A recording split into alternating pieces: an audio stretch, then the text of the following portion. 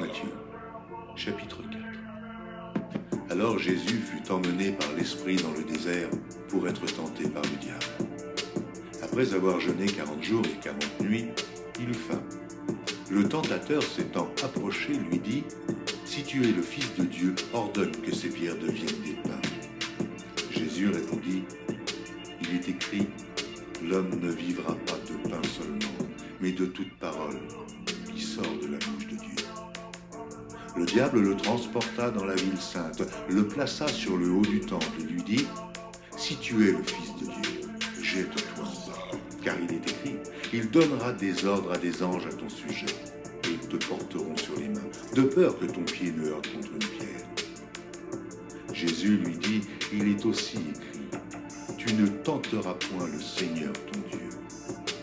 Le diable le transporta encore sur une montagne très élevée, lui montra tous les royaumes du monde et leur gloire, et lui dit, je te donnerai toutes ces choses, si tu te prosternes et si tu m'adores. Jésus lui dit, retire-toi, Satan, car il est écrit, tu adoreras le Seigneur ton Dieu, et tu le serviras, lui seul. Alors le diable le laissa, et voici, des anges vinrent auprès de Jésus et le servaient.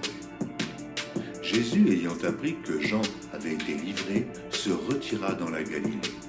Il quitta Nazareth et vint demeurer à Capernaum, situé près de la mer, dans le territoire de Zabulon et de Nephtali, afin que s'accomplisse ce qui avait été annoncé par Ésaïe le prophète. Le peuple de Zabulon et de Nephtali, de la contrée voisine de la mer, du pays au-delà du Jourdain et de la Galilée des gentils, ce peuple, assis dans les ténèbres, a vu une grande lumière. Et sur ceux qui étaient assis dans la région et l'ombre de la mort, la lumière s'est levée. Dès ce moment, Jésus commença à prêcher et à dire « Repentez-vous, car le royaume des cieux est proche. » Comme il marchait le long de la mer de Galilée, il vit deux frères, Simon, appelé Pierre, et André, son frère qui jetait un filet dans la mer car ils étaient pêcheurs.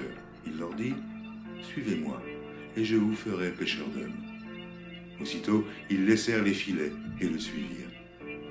De là, étant allé plus loin, il vit deux frères, Jacques, fils de Zébédée, et Jean, son frère, qui étaient dans une barque avec Zébédée, leur père, et qui réparaient leurs filets.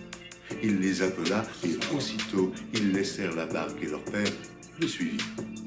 Jésus parcourait toute la Galilée, enseignant dans les synagogues, prêchant la bonne nouvelle du royaume et guérissant toute maladie et toute infirmité parmi le peuple.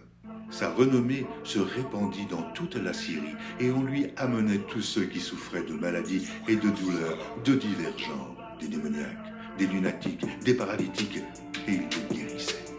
Une grande foule le suivit, de la Galilée, de la Décapole, de Jérusalem, de la Judée, et au-delà du Jourdain.